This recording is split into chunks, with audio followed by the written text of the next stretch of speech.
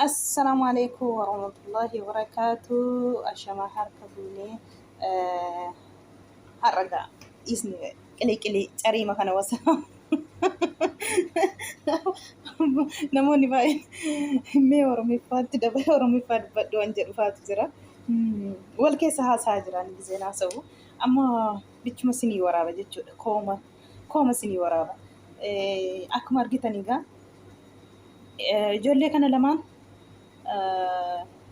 iddee walitti dabalanii gara ji'a shanii akkas deemanii jiru jechuudha. Ji'a shanii olii ayyu. Amma ijoolleen kunii biiniinii haadha manaa qabaa, mucaallee qabaa jedhaniiti heluu wajjiniin xiqqoo gidduu kana walitti buusanii jiru. Akkuma argitan waan ta'e isheen immoo engaddaa mubaarakii gaafa mucaan kunii siif ta'u nama sii ta'u miti jedhee waa sitti agarsiisullee hin qaba jedhee mubaarak ishee waamee jechuudha. Gaafa ishee waamu isheen immoo waallee natti hin agarsiisini argullee hin barbaadu biiniitiin nan amanassi amma walitti dabalamnettis waan tokko irratti argeen beeku dhugaaf deema bakka naa qaba.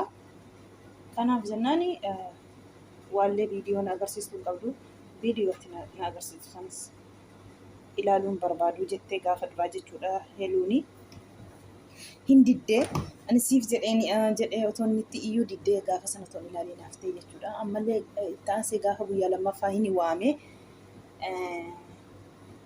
ani siif jedheeni booda rakkina rabuutee rakkina kee arguun barbaadu rakkina keessa akka tufuutu sin barbaadu. Kanaafi amma akka daftee ammaan dhaabdu barbaadeen kan jedhee jechuudha. Mubaarakee mallee lammaffaa dabalee jechuudha. Isaa boodatti viidiyoo waan ta'e hin beeku suuraa haa ta'u waan ta'e hin beeku itti agarsiisee jira jechuudha. Gaafa guyyaa lammaffaa wanti agarsiisuu gaddeessee mataa qabattee gaafa sanaa jechuudhaan boossee ani immoo gizee tokko wanti yeroo ammaa kuni Photoshopii faati namni yoo wal jaallate waan isaan beeku namni akka wal jaallatu immoo jidduu namaa namni bu'uun sheexaana taa'ee argame baay'inaatiin kan jiru amma jechuudha. Kan inaaffisan jechuudha. Carraa namaa akka waan carraa isaanii namni jiraate carraa namaa balleessuuf kan adeeman nama baay'eetu jira jechuudha. Kanaafuu wayiin Photoshopii ta'a wayiin dhugaa ta'a hin beekamu. Wanti kuni jechuudha. Ammatti waan qabatamaan argame hin jiru. Silkii immoo wal agarsiisu malee as baasanii uummata hin agarsiisne. Heluun immoo inni immoo mucaa qabdanaan jettee maal rakkina qabee yoo mucaa qabaadhee mucaa qabaachuun maal rakkina qabee laayifii si duraa yoo ta'e maal rakkina qabaa jedhee jira biiniinii jechuudha. Heluun immoo kuni ji'a yoon finne kana na amantamoo nan amantu jettee jirti. Yoo barbaadde yuutuubii isa mucaa obboleessa koo maal koo jettu sanarratti caanii yoo barbaadde immoo yuutuubii irratti caanii gadhiisii yoo barbaadde ani ofitti amanummaan qabaa kan jedhe beeniin jechuudha waa dubbatu. Heluun immoo nan aarsi akkani waan hin taane dubbadhullee nan godhiini sitti na agarsiisaa dhaabadhu ilaaliitii nadhamanii jettee yoo isheen mobaayilii bantee itti agarsiistu achumarraan ilaalee mataa hoqqatee jechuudha. Mubaarakiitiin jireenya isaa hin jiraatu maalajii na duuba deemee na hordofaa kan jedhedha biiniini. Biiniini akkas haa ta'uyyuu hooteeyyuu jechuudha. Fakkeenyaaf dubartiin tokko inni jireenya qabatee bultii qabatee jiraate ilmoo qabaate yoo wanni ji'a shammoo akkamii olii iyyuu wanni akkas wal faana irra jirri kun ta'anii eessa jirti kaa'imaan isaa sunii jechuu kootanii duuteetti isaatii sanatti dhugaa nama dhiin daftee dhaabuu dandeessi turte yoo dhugaadhate. Yani nam tokko yoo darbee otoo ilmoo narraa qabu nama biraa wajjiniin jechuun yoo duraan diigee jireenya isaa wal diiganii ba'anii rootee malee akkamiin otoo ilmoo qabu otoo immoo jireenya bultii qabu miidiyaarra bahee wajjiniin viidiyoo waraabaa wajjiniin isheen dhukkubsattu mana kiimii geesse isheen cinqitii hin dandeessu jedha. Baay'ee tokko nama isheef yaadudha jechuudha. Maaliif kana gochuudha qaree eddee ilmoo qabaatee eddee immoo bultii haadha manaa qabaate jechuudha. Akkamiin kana gochuuf dhaqee haati mana jechi sa'aatii kana namni silkiin hin fayyadamne jira jedhee yaadu dhugaa rabbii. Sa'aatii kanatti akkamiin argaa dhabde moo isheen akkamiin calliste iddee tidaarii qabaate jechuudha. Moo isaan lamaan akka heluun yeroo hunda kana nama sadaffaa isheen biiniitiin amma qabatte jechuudha. Alaazarii wajjiniin illee gara ji'a sadii akkam hojjette walumaan viidiyoo waraabaa turanii inni illee gara tidaariitti gallashee jedhennaan yeroo sana isheenis itti gammachuu hin qabdusi. Wal lolaniyyuu haadha Alaazaar dhuftee Alaazaar wajjiniin walitti araarsitee turte. Waliin ammallee deebanii wal lolanii itti gammachuu hin qabdu jettee himte isheenu jechi ani haa ta'u viidiyoo malee bakka inni yaadi sana yaannee jettee jirti. Isa wajjiniin ta'uu jechuudha. Duraan illee Alaazaarii duratti mucaan biyyuma isaanii bittaa jira jechuudha. Isa wajjiniin illee gara waggaa tokko turte jechuudha. Isallee wal lolanii addaan ba'anii kan ammoo dhugaa rabbii itti gammaddee jirti gisee wal arganii jechuudha. Gaafa mikinaata wal argan sana gaafa lidatii ishee kabajattu isheenii saayitii harka isheetti dhahatee biiniidha jechuudha. Achumarraan hin qabee egaa uummanni biinii fi heluu waliin haa ta'anii jedhee warri hordoftoonni barreessee fi walitti dabalamanii immoo akkuma argitan heluu yeroo hunda dhukkubsatti, yeroo hunda fayyaa hin qabdu, yeroo hunda manumaa keenyidha isheenii cinqitiidha. Tokkoffaa nama haadha malee guddateedha. Haadhaan beektu akka haadhaa jedhaniiti mana namaatti guddatteetti jechuudha. Haadha iyyuu iyyeena kana barbaaddeeti kan isheen argatte jechuudha.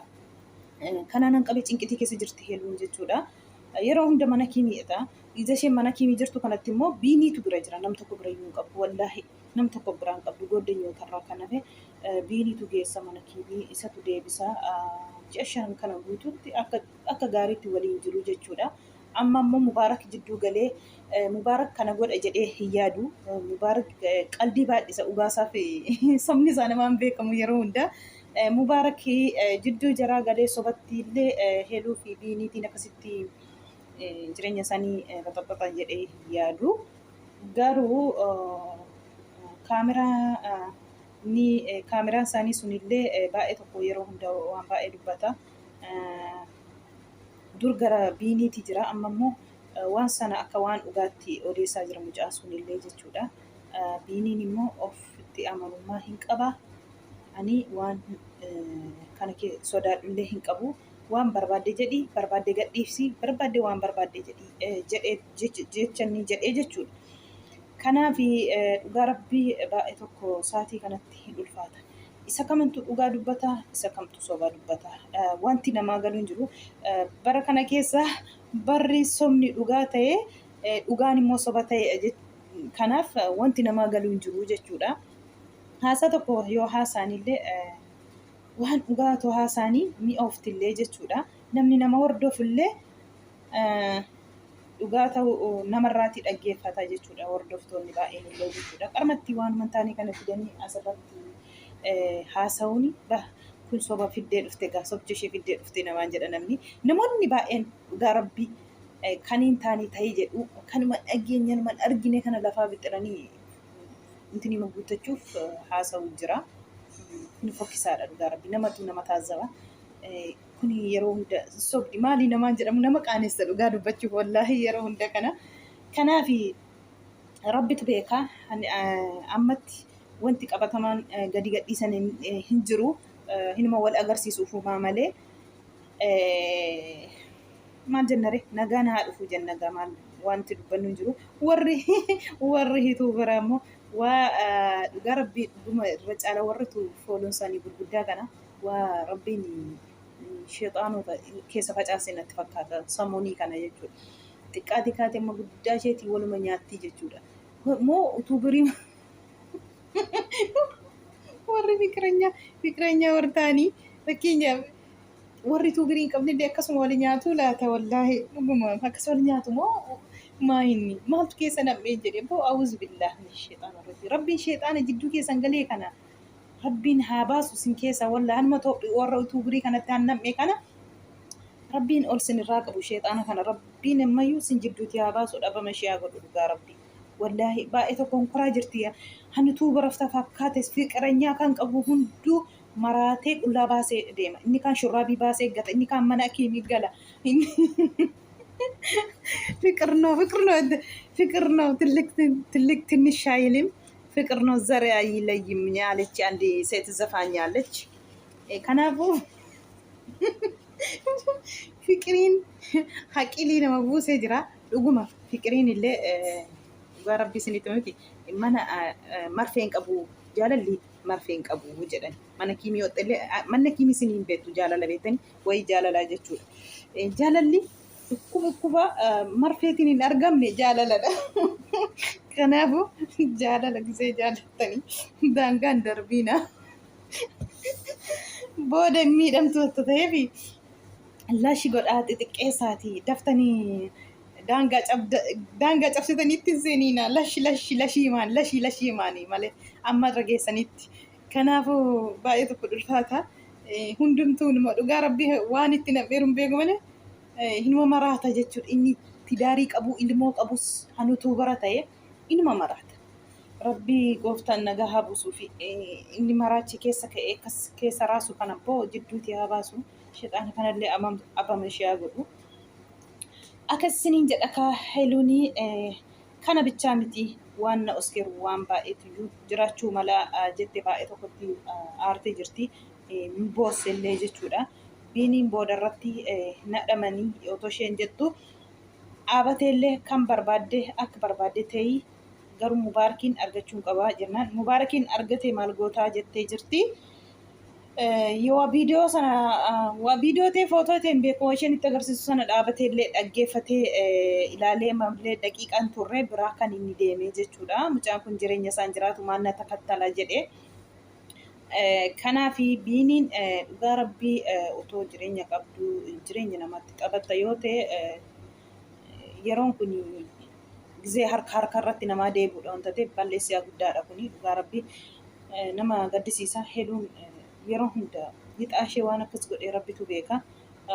Egaa namni fataname tokko boodarra waan bareedaatti ba'a. Dura fatanaa yoo baa'ate dura qormaanni yoo baa'ate yoo sin jabaattanii rabbi fayyaa isinii kenne qormaanni sun guyyaa tokko keessa darbuun keessan wanta nafnee fi akka heluu kana ammoo dhugaa rabbii wallaahi ani qaataa ishee qabeen ishee hordofa akka isheetti ani qormaanni akkas itti baa'atu hin jiru. Kana qormaata kana ammoo harkaan laattu yeroo hunda jechuudha. Namoota baay'eetu haamilee ishee cabsuuf ishee xiqqeessuuf yaada. Nama xiqqaatu immoo miti. Nama harka laatu miti. Nama immoo sobee odeessu miti duduuba. Filla fiitii matti namni naa jette isheen namni naa jaallatu jedhee waan dhugaa duubatti hin deebi'u jetti. Dhugaa jaalladhaanii jetti. Maali yoo ta'e dhugaa dubbadhee du'uu kooyya soba dubbadhee jaallatamuurra jette. Kanaaf biiniitiin na amanii tolcheen jettu biiniin amanni biraa deemee jira. Baay'ee tokko ulfaata. Maaliif otoo jireenya gara biraa qabatanii jiranii yommuu jireenya namaa keessa galanii balleessanii baay'ee tokko nama gaddisiisa. Biiniin kana hojjetas jedhee hin yaadu garuu egaa namni amanamaa rabbi bicha malee sa'aatii kanatti ilma namaa kun gaariidha kun akkasiin godhu jechuuf nama sanaaf waabii darbitee mugutuus hin danda'amu. Dhugaa rabbitu beeka. Dhugaan immoo gaafa jarri dhugaatiin gadi gadhiisanii argame sanadha. Yoo immoo afaan isaatii bahee mubaarakis immoo akkatti argee akka namni odeessutti Alaazar tuyyuu mubaarakitti ergee Alaazar wanta duraan ishee dhabeef akka isheen biinii wajjiniin hin taane kan gochaa jiru isadha. Suuraa sana ergeeru kan jedhanii namoonni baay'een kan dubbatanii. Kuni wayin Alaazar immoo nama isaatii kanatti Alaazar nama qalabatii godhatee jireenya isaa karoorsatee deemaa jirudha. Kana keessa galatee hin galutee isa rabbitu beeka. Maaliif barbaachise Alaazar kana erguutti illee kana gochuutti illee heeluun indegana isatti deebiti moo isatu immoo heeluutti deebaati kana hojjeta. Hin beekamu kun wayin ta'a wayin hin ta'u rabbitu beeka isa. Namoota baay'ee tokko se'ee odeessa. Heeluutiin immoo mucaa kana durumaa of keessaa hiyyoota kee keessaa baasii jennee jirra. Mucaan kunis hin ta'u kunillee nama bultii waratellee jennee jennaan isheetu didee isaatii sanatti jaalalaan qabamteettiiti diddee har'a immoo kunoo akkasitti jecha nuti nur jennee isheef barreessaa turre nurraan fudhanne har'a kunoo akkasitti haamilee cabdee jedhanii namoonni baay'een kan odeessaa jiranii. Homaa miti tokko deeme tokko dhufa hilli fiyyaa ganyarra jedhanii jarri soddaayyuu tokko deeme tokkotu dhufa homaa miti garuu jireenya ofii kan akka yoomitti tokko dhufee tokko ba'aan kunii jechuudha nama gaddisiisa dhugaa.